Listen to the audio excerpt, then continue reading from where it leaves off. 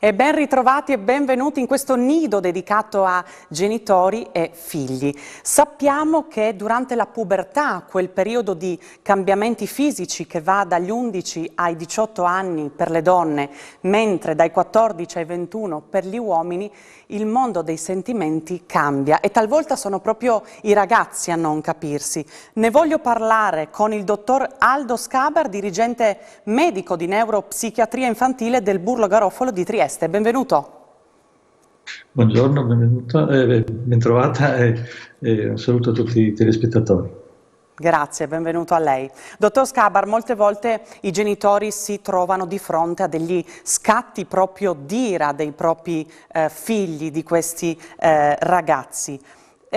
Nascono da dei conflitti interni oppure è proprio un non accettare l'autorevolezza dei genitori? Come si fa in questi casi?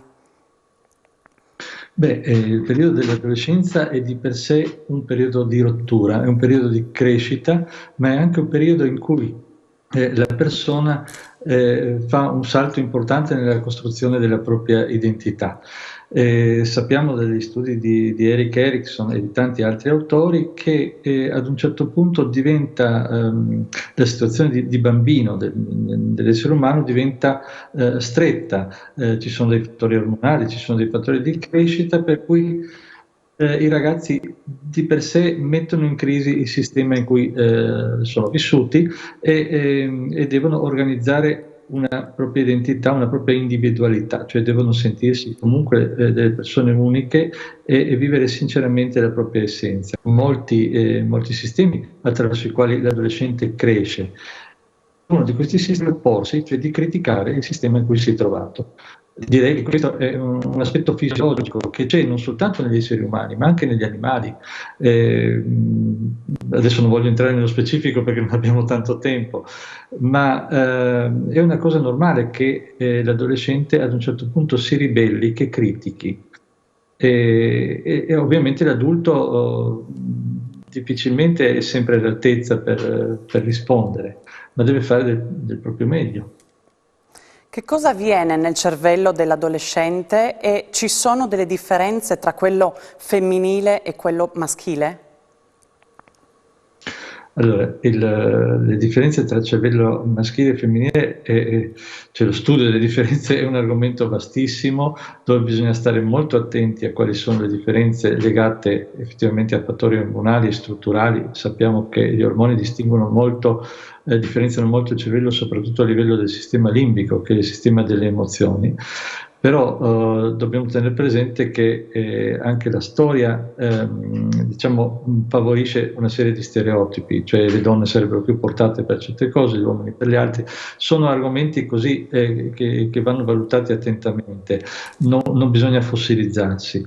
Non bisogna arrivare, non so, al punto in cui si era tanti anni fa, per cui un'importante matematica nel Settecento si era fatta passare per uomo per far accettare le proprie teorie di matematica, non dico di altre cose, di matematica.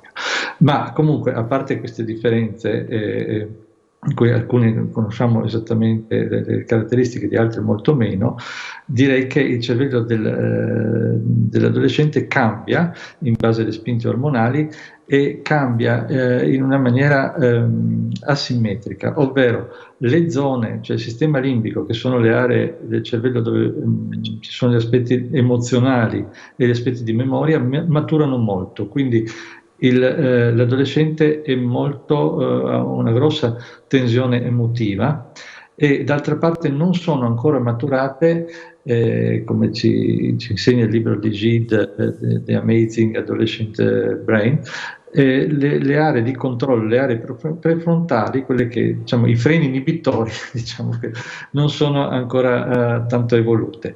Questo crea uno scompenso per cui molto spesso l'adolescente non si rende conto dei rischi che corre ed è molto più emotivo della persona adulta.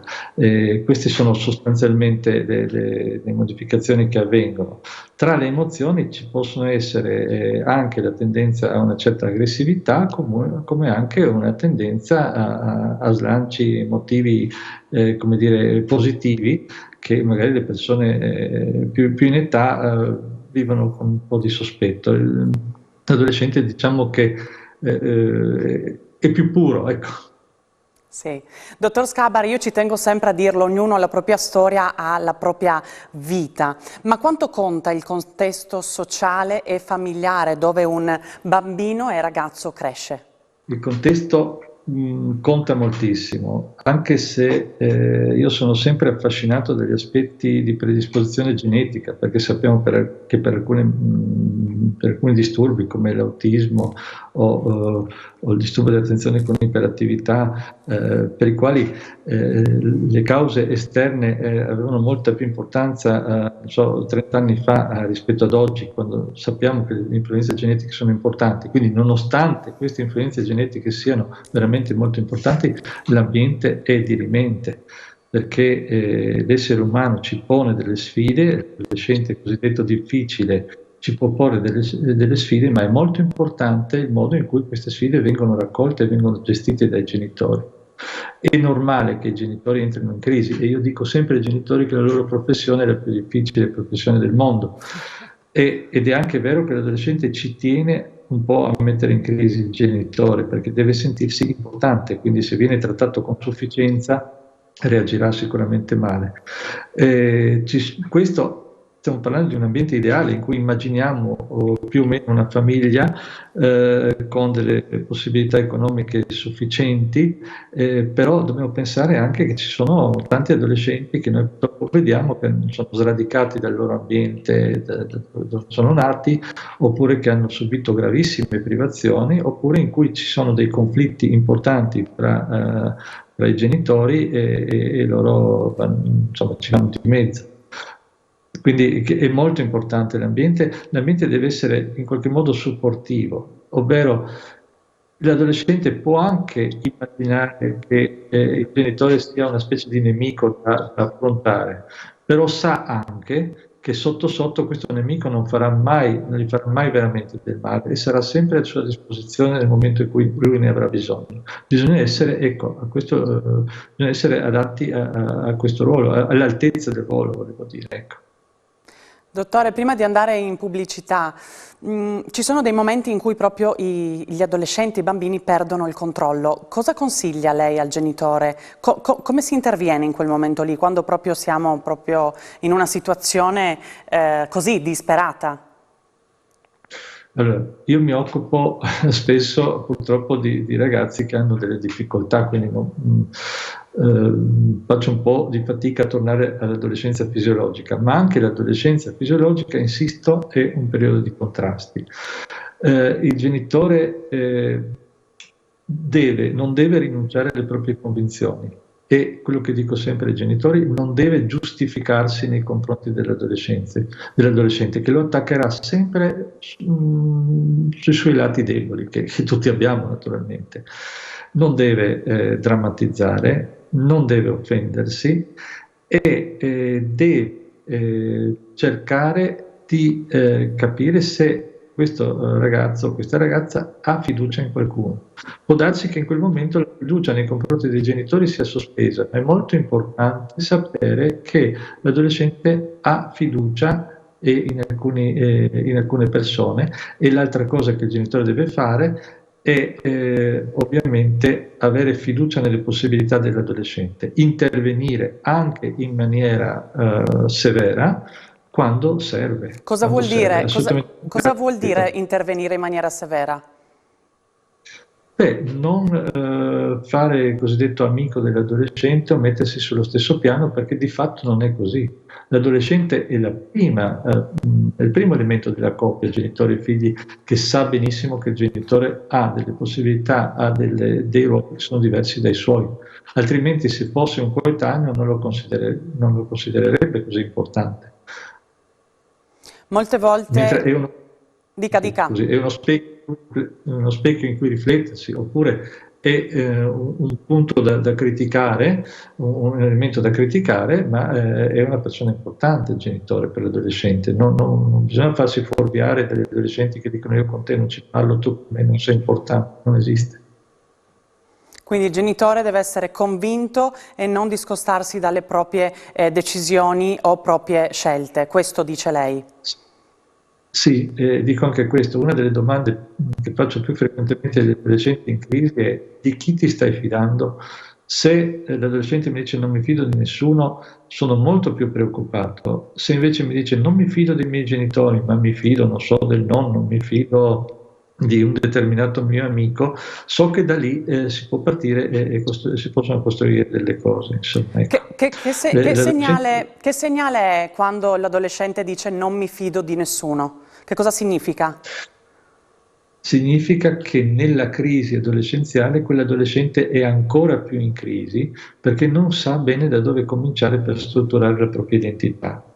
Allora, in questo caso l'adolescente è più facilmente alla mercé di aspetti sociali che possono essere inquietanti, cioè più facilmente può essere plagiato, più facilmente può essere ricondotto nell'ambito dell'abuso di sostanze oppure di altre situazioni che non gli saranno utili per la crescita.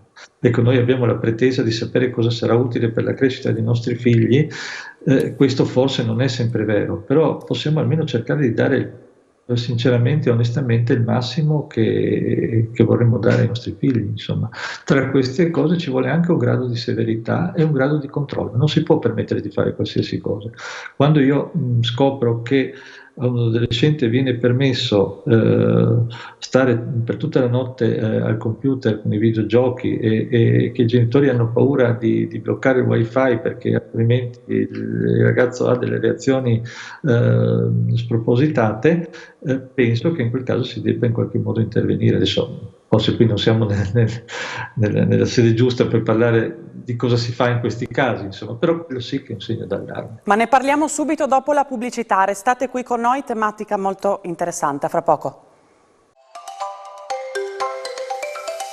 Eccoci di nuovo qui, siamo in collegamento con il dottor Aldo Scaber, dirigente medico di neuropsichiatria infantile del Burlo Garofalo di Trieste. Poco prima della pubblicità lei, dottore, ha accennato proprio al tema dei videogiochi, dei cellulari, dei tablet, insomma un argomento in quest'epoca molto molto caldo. Però prima di parlare di questa tematica voglio ancora affrontare un altro settore, sempre quello tra genitori e figli. Molte volte durante gli scontri si possono azzerare i ruoli e azzerare le differenze fra genitore e figlio e i ruoli vengono confusi.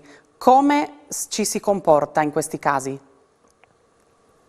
Allora, non è mai sbagliato per un genitore cercare di ricordare quella che è stata la propria adolescenza, perché molte volte anche noi genitori abbiamo avuto delle adolescenze più o meno difficili, dei momenti di scontro, e quindi bisogna immedesimarsi nel ragazzo per quanto riguarda il suo stato di tensione, cioè il fatto che, per esempio, il tempo per un adolescente corre molto più rapidamente di quanto corra per noi, quindi una giornata è molto importante. Infatti, se pensiamo ai nostri ricordi, i ricordi pregnanti sono molto, molto vividi, e quindi dobbiamo immaginare che l'adolescente ha bisogno di imparare, ha bisogno di cambiare, ha bisogno di sperimentare e ha anche bisogno di sbagliare, e bisogna che qualcuno gli dica quando ha sbagliato e di dargli la possibilità di recuperare, insomma, e di ovviare al proprio eventuale errore. Non possiamo invece pretendere che un adolescente non sbagli mai, che un adolescente sia sempre d'accordo con noi, che un adolescente non ci offenda mai, che un adolescente non faccia delle esperienze anche di rischio. Anche di rischio. Non possiamo tenere l'adolescente nell'ovatta, ma soprattutto, come dicevo prima, la cosa sbagliata sarebbe quella di farsi processare, tra virgolette, dall'adolescente. Io ricordo una ragazzina che aveva delle difficoltà particolari e a un certo punto era molto, molto agitata, molto tesa, non trovava pace in nessun modo, aveva lasciato la scuola, insomma una situazione abbastanza grave. E la mamma mi ha raccontato che presso un centro commerciale la figlia l'aveva chiamata e lì si era trovata di fronte 11 adolescenti, gli amici della ragazza, che le hanno fatto un vero e proprio processo, nel quale la accusavano di non essere stata in grado di difendere la figlia dal papà che veniva considerato una persona cattiva. Non ci si può trovare in situazioni di questo genere, non ci No. si può far processare, altrimenti l'adolescente, come dire, se anche ha un punto di appoggio o qualcosa da attaccare o qualcosa da criticare, si trova poi di fronte a un muro di gomma, non sa più che cosa attaccare e questo non lo aiuta nella sua crescita. Anzi, lo mette ancora di più in crisi e poi credo che non avvenga neanche la consolidazione dell'identità, no, dell'adolescente in questa circostanza. Sì, la ricerca dell'identità è molto più lunga, è molto più elaborata, per carità tutti cerchiamo la nostra identità per tutta la vita, ma insomma quella è una fase, io dico Sì. spesso, faccio questa metafora della vita e dico l'adolescenza è un po' come la zona delle rapide di un fiume in cui tutto avviene in maniera molto tumultuosa. La ricerca della propria identità può prendere strade particolari, per esempio attraverso l'assimilazione, ovvero faccio parte di un gruppo in maniera acritica. Il gruppo può essere un buon gruppo oppure può essere un gruppo deviante oppure un gruppo insomma particolare. Posso puntare tutto sul fisico, ecco, per esempio posso puntare tutto sul fisico e quindi non so, posso essere più tentato dal fatto di andare verso un'evoluzione anoressica, una cosa del genere. Dare tanta importanza alla magrezza o all'aspetto del proprio fisico può essere per esempio un esempio di come un'identità si trovi in difficoltà a crescere e si incagli su alcuni ostacoli. Lei parlava proprio di importanza, no, dell'estetica. E mi collego a questo tema, proprio a quello dei cellulari, dei tablet, degli smartphone. Ecco, in questa epoca qui, come dicevamo prima della pubblicità, è un tema molto molto sentito, no? Gli adolescenti, i bambini, ma non soltanto, anche gli adulti si interfacciano ogni giorno con questi oggetti e c'è proprio anche la necessità, magari più per la parte femminile, di apparire. Come si interviene? Come fa un genitore a gestire quella fase in cui l'uso normale di un oggetto può diventare smodato e dunque una dipendenza che poi può essere anche controproducente per la crescita? Sì, è un problema grosso questo ed è un problema relativamente nuovo, perché quando io ho cominciato a fare questo lavoro ovviamente questo tipo di problema non esisteva.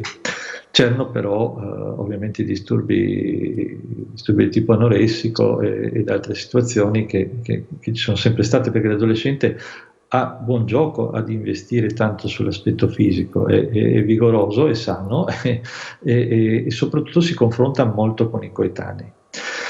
Nel momento in cui però abbiamo dei device, degli strumenti che ci controllano praticamente sempre, ci controllano con il nostro appoggio, con il nostro consenso, e stiamo sempre lì a controllare, a ritoccare le foto, non lo fanno solo gli adolescenti, questo. Sì.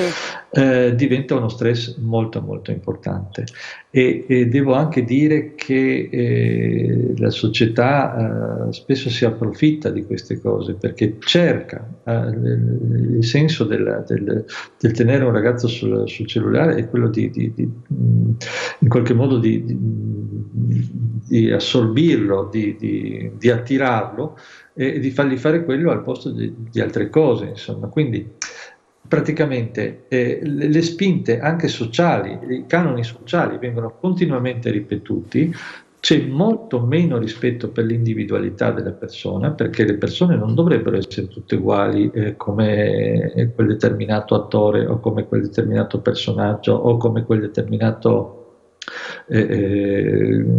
diciamo, pensatore di YouTube. Però i ragazzi sono molto molto sensibili a prendere una di queste strade.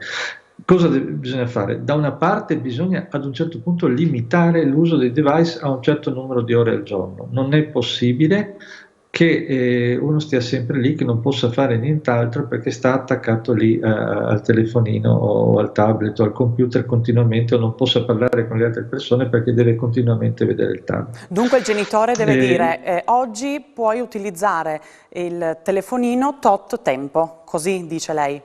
Il genitore deve essere normativo, può anche dire che va bene che stia sul telefonino per 6 ore al giorno, basta che sia lui a dirlo. Poi ci sarà la contrattazione, se io dico 6 ore naturalmente gli adolescenti diranno no, 8, poi cominceranno le violazioni delle regole, tutte quelle cose che insomma dobbiamo mettere nel conto. Però se non partiamo dall'idea che ci vuole un limite, se non diamo dei limiti, il problema è destinato ad ingigantirsi.